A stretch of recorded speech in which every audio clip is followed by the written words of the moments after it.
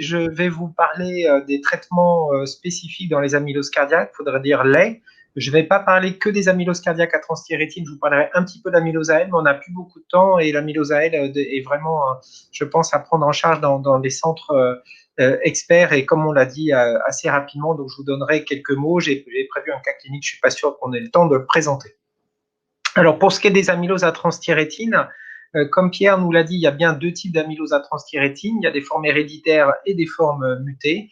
Et la particularité donc de ces amyloses, c'est la production par le foie de la transthyrétine, qui est un transporteur. Et le transporteur s'appelle transthyrétine, comme transporteur, comme thyroïde, et rétine comme rétinol. Et ce transporteur, en fait, il transporte les protéines sous forme de, enfin, le rétinol et les hormones thyroïdiennes ici, au sein de la boucle, et il a besoin d'être sous forme de tétramère. Et dans cette maladie, c'est le fait qu'il y ait une dissociation, une production de fibrillamyloïdes qu'indique que va apparaître donc la maladie et les amyloses cardiaques. Et donc, ce qui est important à comprendre, Olivier vous a déjà montré ces diapositives, mais c'est que ce processus, il est dynamique, c'est-à-dire qu'il évolue dans le temps, c'est-à-dire que les protéines, en fait, les fibrillamyloïdes vont s'allonger, et une fois qu'elles ont atteint une certaine longueur, elles vont se couper. Et sur ces deux fibrilles produites à partir de la première, on va en avoir deux autres qui vont apparaître. Donc, vous voyez ici en haut comment se passe ce processus d'élongation et de multiplication des fibrilles, et puis à un moment où la maladie va échapper. Donc, on est vraiment dans une maladie qui est dynamique. Vous voyez, c'est pas comme un infarctus où vous avez fait l'infarctus et puis après la maladie, votre myocarde est nécrosé puis vous allez pouvoir stabiliser. Là, on est dans un processus qui est très évolutif et comme Lisa l'a dit, il faut prévenir ces complications qui vont arriver. Alors, au niveau thérapeutique, on a maintenant le développement de pas mal de thérapeutiques, mais dans les amyloses à transthyrétine, la greffe de foie est surtout réservée aux patients qui ont des amyloses neurologiques, donc qui sortent un petit peu de notre champ cardiologique. Et au niveau cardiaque, on a des traitements qui sont en développement et qui sont en train d'être testés, les inhibiteurs, les gènes, enfin siRNA comme on dit, qui ont été déjà développés en neurologie et pour lesquels on a des essais thérapeutiques en cours. Et donc pour l'instant, on manque encore de preuves dans les amyloses cardiaques sauvages et ou héréditaires pour les utiliser pour améliorer la survie. On a des anticorps anti-TTR donc pour retirer les dépôts qui sont également en cours de développement. Et surtout, maintenant, on a un médicament qui a l'AMM, c'est le tafamidis vindaquel, qui est un stabilisateur donc du tétramère de la transthyrétine. C'est une sorte de petit gond de porte qui va se mettre ici dans les boucles et qui va stabiliser le tétramère et éviter donc sa dissociation et la fabrication donc des fibrilles amyloïdes.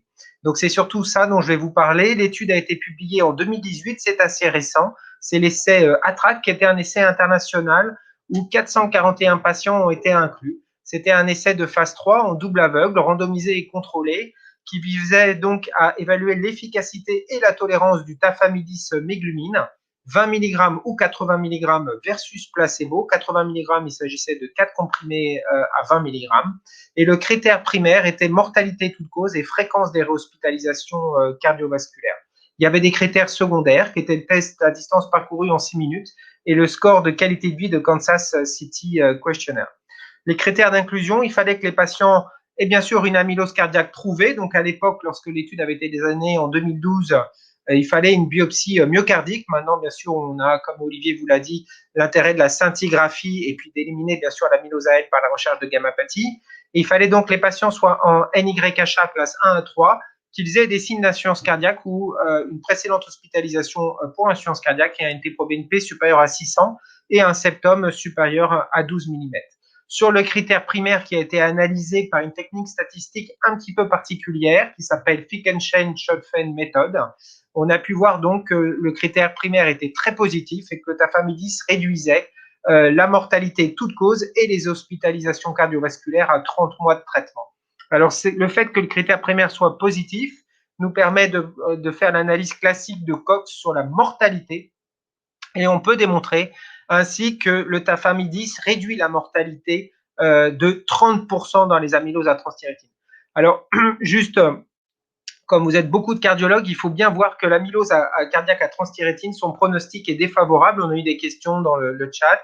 Et en l'absence de traitement, c'est ce qu'on retrouve dans l'essai ATTRACT, c'est quasiment 50% des patients sous placebo sont morts à 3 ans. Donc ça reste, vous voyez, une maladie évolutive très péjoratif. C'est probablement une des insuffisances cardiaques les plus graves après l'amylose AL. Et on voit donc là qu'un médicament qui vient stabiliser le tétramère de transthyrétine permet d'inverser et d'améliorer la survie avec un effet sur la mortalité où il faut au moins 15 mois de traitement pour avoir un effet. Alors cet effet, en fait, est beaucoup plus rapide sur les autres paramètres et notamment, on voit la chute de la distance parcourue qui est quasiment de 150 mètres à 30 mois hein, pour des patients qui avaient 300 mètres de base initialement à l'inclusion dans l'essai. Et pareil, on voit un écroulement, vous voyez, sous placebo de la qualité de vie. Et on voit ce que le tafamidis permet de faire, c'est de stabiliser cette distance et de stabiliser cette qualité de vie. Sous placebo, on voit également à 30 mois une majoration du NT-proBNP très importante et le tafamidis va permettre de ralentir la progression du NT-proBNP. Il y a quelques patients qui répondent et qui vont améliorer leur NT-proBNP, mais la maladie quand même continue d'évoluer. Hein. C'est une maladie encore une fois qui est très qui est dynamique et qui est évolutive. Et donc le tafamidis, pour l'instant, on va ralentir cette progression. Il ne faut pas s'attendre à, comme dans les traitements d'insuffisance cardiaque, comme le sacubitril/valsartan, avoir une amélioration des symptômes du patient. Non, ce qu'on souhaite déjà avec ce traitement, c'est stabiliser la maladie et c'est ce qu'il fait. Alors, l'effet sur des études, vous voyez, assez récentes hein, qui sont en train d'être publiées sur des sous-études de l'essai ATTRACT sur la qualité de vie. Vous voyez ici tous les paramètres de qualité de vie avec différentes dimensions sur la qualité de vie globale, sur les symptômes, sur le fardeau, sur l'efficience, enfin l'autonomie, sur la limitation physique ou même sur la limitation sociale. Vous voyez que le tafamidis va avoir un effet global. Alors, comment se fait-il que le tafamidis va améliorer la qualité de vie de manière très globale? C'est bien sûr par la stabilisation de l'atteinte cardiaque chez ces patients, mais aussi par le fait que le tafamidis va être actif sur tous les autres sites de fixation des dépôts d'amylose. Et comme l'avait montré Pierre, c'est vraiment une maladie qui en fait est systémique avec de multiples atteintes qui vont être stabilisées par l'amylose. On a d'autres actions identiques sur d'autres questionnaires de qualité de vie comme le Q5D ou le QVAS. Alors, à quel prix on a cet effet hein, on a vu que c'est un comprimé à 20 mg ou 4 comprimés à 80 mg. Et ben, le profil de sécurité est excellent puisque dans ATTRACT, il n'y avait pas de différence avec le placebo pour la survenue d'événements secondaires, voire même sous placebo, je vous laisse regarder les chiffres, il y a souvent un peu plus d'événements secondaires. Pourquoi? Parce que la maladie continue d'évoluer, évidemment, et on a donc des atteintes diverses et variées qui vont arriver. Dans notre expérience, ce qu'on rapporte surtout, c'est un petit peu de troubles digestifs chez 5% des patients à la mise en place du traitement et qui semblent un peu dose dépendants. Alors, qu'est-ce qu'il en est de la dose de tafamidis? Il y a eu beaucoup de questions sur la dose de tafamidis. Et donc, en fait, on a deux tafamidis. On a le tafamidis méglumine qui a été testé dans ATTRACT à la dose de 20 ou de 80 mg. Encore une fois, 80 mg, c'est 4 comprimés à 20. Alors, c'est des comprimés qui sont quand même assez gros pour les patients. Et il y a eu une reformulation par Pfizer du tafamidis avec une dose, avec un tafamidis free acid qui fait 61 mg, qui s'appelle le Vindamax. Et c'est ce free acid, il est l'équivalent en fait du 80 mg. Alors, ATTRACT a été en fait suivi devant ces excellents résultats de la phase 1 qui sauve bien sûr la vie des patients pour lesquels il n'y avait aucun traitement, a été suivi d'une phase d'extension où tous les patients qui étaient sous placebo ont pu être randomisés sous 20 et 80 mg. Donc là, vous avez les 30 mois d'ATTRACT, puis après cette étude de phase d'extension, vous voyez que du point de vue éthique, c'est difficile d'arrêter une étude qui sauve la vie des patients. Et tous les patients sous placebo qui étaient survivants ont pu être randomisés en 20 et 80. Donc pendant cette première phase d'extension, puis après, comme je vous l'expliquais, est arrivé le 61 mg tafamidis free acid en un comprimé, et tous les patients qui étaient donc sous tafamidis ont été mis à 61 mg.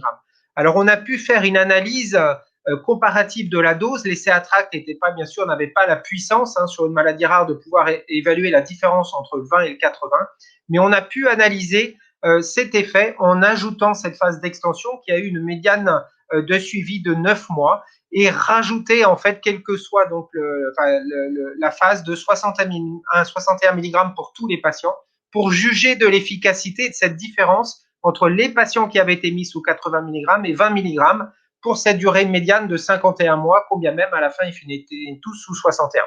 Et c'est cette analyse que je vous montre rapidement entre le 20 et le 80 mg. Et on voit que lorsque l'on ajuste à l'âge l'NT-proBNP et la distance parcourue. Pourquoi? Parce qu'en fait, les patients sous 80 mg étaient plus sévères que les 20 mg, c'est le hasard de la randomisation. Et quand on ajuste à la caractéristique de ces patients pour avoir des caractéristiques équivalentes, on voit en termes de mortalité que la dose de 80 mg fait mieux que la dose de 20 mg.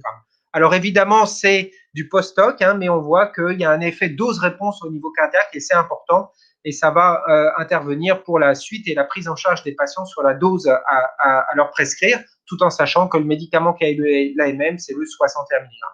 Alors, on a quelques données intéressantes aussi au sein du centre de référence de Mondor, où on a maintenant à peu près une cohorte de 1000 patients avec des amyloses cardiaques à transthyrétine, dont à peu près 550 qui sont sous traitement tafamidis. Et ça nous a permis d'analyser les patients qui avaient été mis sous une indication neurologique, puisque l'indication neurologique avait lieu avant l'indication cardiologique. Les patients qui ont été mis dans l'essai ATTRACT dans les différentes phases, où on a à peu près 114 patients, et les patients qui sont maintenant sous le format de prescription actuel, qui est un format de RTU. Et ce qui était intéressant de voir, c'est quand on regarde les critères d'inclusion d'ATTRACT par rapport aux critères de la population de la cohorte, et ben ATTRACT correspond bien à des patients de vraie vie, puisque 80% de nos patients auraient pu être inclus dans ATTRACT, et je crois que c'est important de le dire, c'est que vraiment les données d'ATTRACT sont vraiment des données de vraie vie. Alors, qu'est-ce qu'il en est maintenant des autorisations? Eh ben, le comprimé de 61 mg, c'est lui qui a eu l'autorisation européenne en février 2018, et puis est survenu là au mois de septembre la validation par l'HAS et la mise en place donc de l'SMR qui a été publiée au mois d'octobre ou novembre. Et donc tafamidis 61 mg a obtenu une SMR important et une SMR 2 de niveau 2, ce qui je crois n'a jamais été vu en cardiologie depuis plus de 15 ans, puisque même le sacubitril valsartan qui améliore la mortalité de 20% a eu une ASMR de type 3. Alors l'HAS ne s'est pas prononcé pour le niveau de NYHA, puisque l'autorisation européenne nous permet de traiter tous les patients qui ont une amylose cardiaque à transthyrétine, qu'elle soit sauvage ou sénile ou héréditaire, quel que soit le niveau de NYHA. Actuellement, on peut le prescrire depuis novembre 2018 dans le format de RTU, qui est une recommandation temporaire d'utilisation, qui permet de le prescrire juste aux patients qui est en stade 1, 2 et 3 de l'NYHA. Alors ce 61 mg, pour l'instant, on ne peut pas le prescrire. On attend bien sûr le prix de ce médicament pour qu'il puisse être disponible et savoir quelles seront ses règles de prescription. Actuellement, la RTU est réservée aux centres spécialisés dans les amyloses cardiaques. Alors rapidement, pour le traitement des amyloses AL, c'est une urgence thérapeutique pour la mise en place de la chimiothérapie. C'est vraiment en fait des discussions cardiologie, oncologie, hématologie. Il faut une preuve histologique pour pouvoir lancer la chimiothérapie. Ça, c'est très important. Et donc, être sûr de son analyse anatomopathologique et de la réalisation de des tests divers et variés pour montrer l'amylose AL. Il faut donc vraiment avoir des structures qui ont l'habitude de gérer ces patients. Il faut vraiment un lien direct et très étroit entre les cardiologues et les hématologues, parce que la plupart des patients que nous, les cardiologues, on va dépister, ça va être des patients qui ont une atteinte cardiaque sévère, qui a très mauvais pronostic dans l'amylose AL si le traitement n'est pas mis. Et en plus de ça, les chimiothérapies peuvent déstabiliser ces patients. Il va falloir donc les surveiller au niveau cardiaque au moment de la mise en place de la chimiothérapie. Donc à l'hôpital Henri Mondor, où on a beaucoup de formes cardiaques, on fait des chimiothérapies en cardiologie, en hospitalisation, et les hématologues viennent prescrire les traitements, et c'est vraiment un travail ensemble où on va pouvoir donner le plus de chances aux patients pour avoir une chimiothérapie efficace. Alors, il y a plein de médicaments qui sont administrables, je ne vais pas revenir dessus, c'est vraiment du domaine du spécialiste, mais généralement, c'est 3 médicaments en même temps. On a un protocole Velcade, cyclophosphamide et dexaméthasone, avec des adaptations en fonction de la sévérité des patients. Puis maintenant, on a de l'immunothérapie qui arrive. Ces chimiothérapies sont en bouleversement. Il faut traiter les patients. Il n'y a pas de doute, sans traitement, il n'y a pas de survie. Il faut aller vite. Il faut initier le maximum de traitements. Et il faut traiter donc au mieux la maladie pour stabiliser les patients, pour leur permettre d'avoir la chimiothérapie, ce qui va être le seul élément pour normaliser les chaînes légères. Alors, je vous avais fait un cas clinique, mais je pense qu'on n'a malheureusement pas beaucoup de temps pour le voir. Donc, je vais juste vous montrer pardon, ce que donne la chimiothérapie chez les patients. Et donc, dans la chimiothérapie, ce qu'on va attendre, c'est une normalisation des chaînes légères et une normalisation des biomarqueurs cardiaques. Donc, vous voyez là, c'est un patient qui a été un excellent répondeur. Vous voyez son taux de chaîne légère ici, lambda, au début de la chimiothérapie. Vous voyez la date. Hein, ce patient est toujours en vie, c'est pour ça que je vous le montre. Vous voyez, on est à plus maintenant quasiment 9 ans du traitement. Et vous voyez qu'en quelques mois, de mars à juin, la chimiothérapie a permis de vraiment normaliser les chaînes légères. Et on a eu une normalisation des marqueurs cardiaques, NT-proBNP, ici, et troponine, sous la chimiothérapie en parallèle des chaînes légères. Donc, vous voyez, cette maladie, elle est réversible. Et on voit une normalisation également de son échographie avec une disparition du profil restrictif et une amélioration du strain. Donc, il faut vraiment envoyer ces patients très rapidement. Il ne faut pas traîner, c'est-à-dire que on a créé une consultation qui s'appelle SOS Amyloscore et en 15 jours, il faut prendre le patient dans les centres de référence. Ce n'est pas des mois qu'il faut, c'est prendre les patients en 15 jours parce que si le traitement est initié rapidement, on peut vraiment sauver des vies. Voilà, pour conclure, donc clairement, comme vous l'a dit Pierre et Olivier, ces amyloses sont sous-estimés. L'amylose à elle est une urgence thérapeutique. Il faut vraiment l'adresser au centre rapidement. Il faut adapter la prise en charge cardiologique, comme Lisa vous l'a expliqué. Et puis maintenant, on a des traitements spécifiques, pour nous, les cardiologues, pour prendre en charge les amyloses à transthyrétine. Ce n'est que le début, le premier étage de la fusée. Il y a d'autres traitements qui arrivent. Ça va être évidemment compliqué au début pour savoir qui est répondeur par répondeur, quel traitement mettre, quelle bithérapie, trithérapie. Mais on va être là ensemble pour apprendre avec nos patients. Et on a vraiment la possibilité maintenant de changer cette maladie, qui est une maladie, encore une fois, qui est évolutive. On va pouvoir la prévenir, mais je suis sûr que dans les 10 ans, on va réussir à la guérir. Voilà. Merci beaucoup pour votre attention.